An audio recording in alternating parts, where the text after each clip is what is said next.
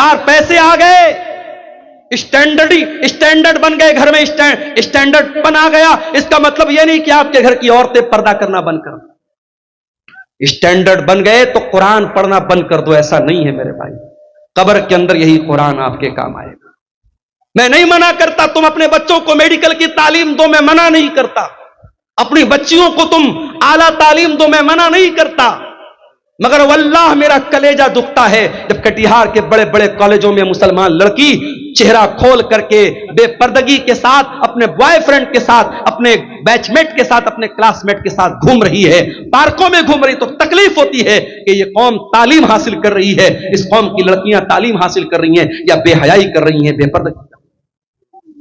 हालात ये हैं, लड़की 8-9 साल की होती है, लड़का 10-12 साल का होता है।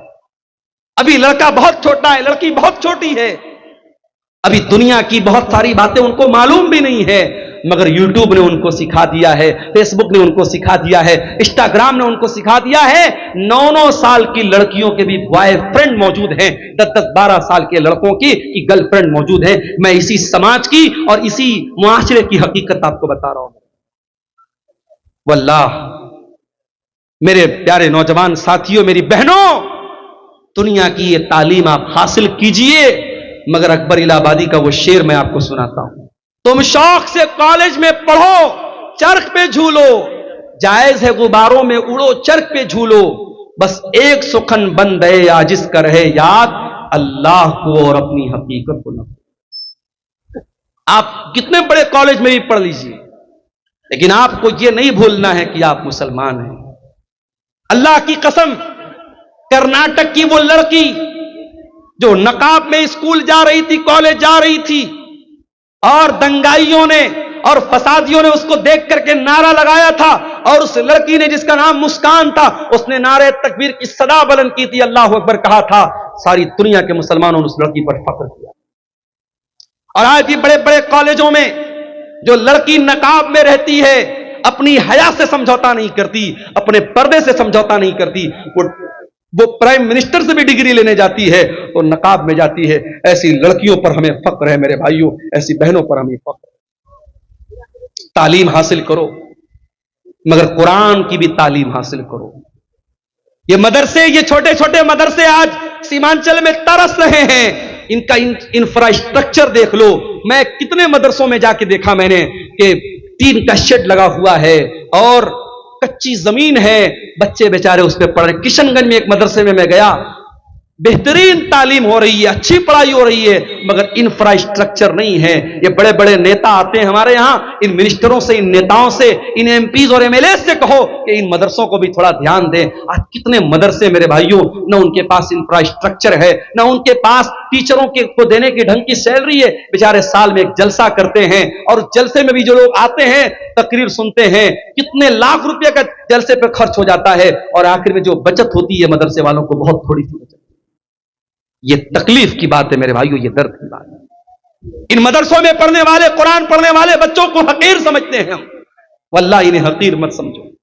तुम डॉक्टर बन जाओ, तुम इंजीनियर बन जाओ, तुम आईएएस ऑफिसर बन जाओ, मुबारक हो तुम्हें। ये कुरान पढ़ने वाले, ये दुबले पतले बच्चे, ये पतली दाल पीने वाले बच्चे, ये बगैर छिला हुआ आलू खाने वाले बच्चे, ये जागीर का खाना अपनी इज्जत और खुददारी को कुचल कर घरों से ले जाके टिफिन लेकर खाना लाने वाले ये बच्चे, इन्हें हकीर मत समझो मेरे भाइयों। अल्लाह के नबी फरमाते हैं, खैरुकुम मन तअल्लमल कुरान व अल्लमहु, तुम में सबसे बेहतरीन इंसान वो है जो कुरान को सीखता है और कुरान को सिखाता है। कब्र में यही कुरान आपके काम आएगा। कब्र में मुनकर नकीर आएंगे, पूछेंगे मन रब्बु का, तेरा रब कौन है? तू कहेगा मैं इंटर पढ़ के आया हूं, मैं ग्रेजुएशन करके आया हूं, मैंने बीसीए किया, मैंने एमसीए किया, मैंने नीट निकाला, मैंने बड़ा एग्जाम पास किया। फरिश्ता पूछेगा मन नबियों का, तेरे नबी कौन है? माँ दीनों का, तेरा दीन क्या है? अगर आपने दुनिया की सारी तालीम हासिल की है, अगर आपने रब का कुरान नहीं पढ़ा है, अगर आपने मोहम्मद रसूलुल्लाह की हदीसों को नहीं पढ़ा है, कुरान और सुन्नत को नहीं पढ़ा है, आप मुनकर नकीर के सवाल का जवाब नहीं दे पाएंगे। उस सवाल का जवाब अगर चाहिए तो कुरान पढ़ना पड़ेगा, हदीसों को पढ़ना पड़ेगा। میرے بھائیوں آج کا دور تو بہت اچھا دور ہے. آج آن لائن بھی آپ دین کی تعلیم حاصل کر سکتے ہیں. اپنی بہنوں سے کہنا چاہوں گا جو کالج میں پڑھتی ہیں, جو یونیورسٹی میں پڑھتی ہیں, اے میری پیاری بہنوں, آج ایسے کورس بھی ہو رہے ہیں, آن لائن کورس ہو رہا ہے. لاک ڈاؤن میں خود میں نے کئی کورس چلائے آن لائن, اور مجھے بڑے فخر کے ساتھ آج میں دبئی تک میرے اسٹوڈنٹ موجود ہیں. میرے پاس میسج آتا ہے, مولانا صاحب میں آپ کا اسٹوڈنٹ ہوں. لڑکیوں کا, میری مسلمان بہنوں کا بھی کبھی کبھی فون آتا ہے. بڑی خوشی ہوتی ہے کہ جب وہ کہتی ہیں کہ میں نے آپ سے آن لائن کورس تعلیم حاصل کی تھی. آج مدرسے کی چار دیواری کے اندر بیٹھ کر کے دین کی تعلیم اگر دینا پاسبل ہے تو آن لائن بھی آپ تعلیم حاصل کر سکتے ہیں اور تعلیم دے سکتے ہیں. میرے پیارے ساتھیوں, دنیا کا جتنا علم حاصل کرنا ہے کر لو, مگر قبر میں جو کام آنے والا علم ہے وہ آخرت کا علم ہے, وہ قرآن و سنت کا علم ہے. اور اللہ تعالیٰ قرآن میں کہتا ہے یعلمون ظاہرا من الحیات الدنیا. میرے بہت سارے بندے ایسے ہیں جن کے پاس دنیا کی تو بہت نالج ہے لیکن آخرت کے معاملے میں غافل ہے. کہیں ایسا نہ ہو میرے بھائیوں, دنیا کی ڈگریاں تو ہمارے پاس ہوں, دنیا کا علم تو ہمارے پاس ہو, مگر آخرت کے معاملے میں ہم زیرو ہوں, آخرت کی ہمیں کوئی نالج نہ ہو. امام حسن بصری کہتے ہیں کہ کچھ لوگ اتنے ماہر ہوتے ہیں, اتنے قابل ہوتے ہیں کہ اپنے انگلی کے ناخن پہ رکھ کے بتا دیتے ہیں کہ دینار کا وزن کتنا ہے. اتنے ماہر ہوتے ہیں, اپنے دنیا کے معاملے میں اتنے قابل ہوتے ہیں, لیکن 2 رکعت نماز پڑھنے کا طریقہ ان کو. اسی کٹیہار میں مجھے یاد ہے, نماز پڑھنے کے لیے بیٹھا, پیچھے سے ایک آدمی آتا ہے, اس کو کسی نے بتایا کہ عبدالغفار صاحب نماز پڑھ رہے ہیں, جاؤ ان کے ساتھ پڑھ لو. نماز ختم ہو چکی تھی, میں بعد میں آیا تو میں اپنی الگ نماز پڑھ رہا تھا. اب وہ آدمی آیا تو اس کو یہ بھی پتا نہیں کہ دائیں کھڑا ہونا ہے کہ بائیں کھڑا ہونا, یہ بھی نہیں معلوم. کتنے علاقوں میں جاتا ہوں, میں مسافر ہوں, ظہر کی نماز کا ٹائم ہے, مسجد کے امام صاحب نے کہا مولانا صاحب آپ نماز پڑھا دیجیے. میں کہتا ہوں بھائی میں مسافر ہوں, رہنے دیجیے. نہیں مولانا آپ آئے, آپ پڑھا دیجیے. میں اعلان بھی کر دیتا ہوں کہ میں مسافر ہوں, میں 2 رکعت پڑھوں گا, آپ لوگ پوری کر لیجیے گا. اس کے باوجود بہت سارے لوگ سلام پھیر دیتے ہیں اور پھر تاکنے لگتے ہیں, اور پھر ان کو سمجھ میں آتا ہے باقی لوگ 2 رکعت پڑھ دو, وہ بھی جلدی جلدی اٹھ کے پڑھ دیتے. معلومات نہیں ہے میرے بھائی, جبکہ ہر جلسے میں جا رہے ہیں, ہر تقریر سن رہے ہیں, اتنی تقریریں سیمانچل میں ہو رہی ہیں, مگر دین کی جو تعلیم ہے میرے بھائیوں, جو قرآن کا درس ہے, جو نماز کا طریقہ ہے, جو عقیدے کی موٹی موٹی باتیں ہیں, وہ آج میں گاؤں جاتا ہوں تو میں دیکھتا ہوں وہ چیزیں بھی ہمیں نہیں معلوم. ہم بڑے فخر کے ساتھ پورے انڈیا میں ہم بیان کرتے ہیں کہ یہ شیرشاہ آبادی یہ قوم ہے, جو سیمانچل کے اندر یہ قوم ہے, اور 90% یہ قوم اہل حدیث قوم ہے, مگر آج شیرشاہ آبادیوں میں بھی تعویذ پہنا جا رہا ہے. آج شیرشاہ وادیوں میں بھی بعض بستیوں میں قبر پرستی شروع ہو گئی ہے, تعویذ اور گنڈا شروع ہو گیا ہے, حرام قسم کی جھاڑ پھونک شروع ہو چکی ہے. کیوں؟ کیونکہ عقیدہ مضبوط نہیں ہے, توحید مضبوط نہیں ہے, دین کا علم نہیں ہے.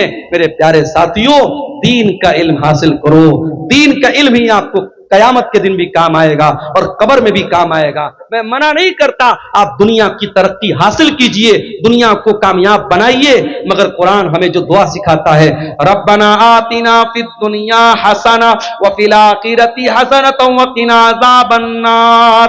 اے اللہ تو دنیا کی بھی بھلائی ہم کو عطا فرما دے اور آخرت کی بھلائی بھی ہم کو عطا فرما دے, اور جہنم کی آگ سے ہم کو بچا لے.